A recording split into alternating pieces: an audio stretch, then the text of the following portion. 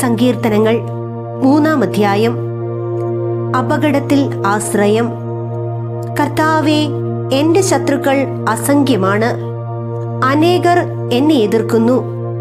ദൈവം അവനെ സഹായിക്കുകയില്ല എന്ന് പലരും എന്നെക്കുറിച്ച് പറയുന്നു. കർത്താവേ, അങ്ങാണ് എന്റെ രക്ഷാകവചവും എന്റെ മഹത്വവും. എന്നെ ശിരസുയർത്തി നിർത്തുന്നതും അവിടുന്ന് തന്നെ.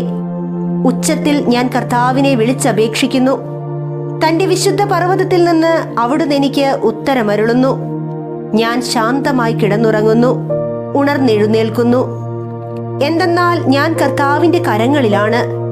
എനിക്കെതിരെ പാളയമടിച്ചിരിക്കുന്ന 10,000 ഞാൻ ഭയപ്പെടുകയില്ല. കർത്താവെ, എഴുന്നേൽക്കണമേ. എന്റെ ദൈവമേ, എന്നെ രക്ഷിക്കണമേ. അങ്ങെന്റെ ശത്രുക്കളുടെ ചെകിട്ട് തടിച്ചു, ദുഷ്ടരുടെ പല്ലുകളെ അങ്ങ് തകർത്തു.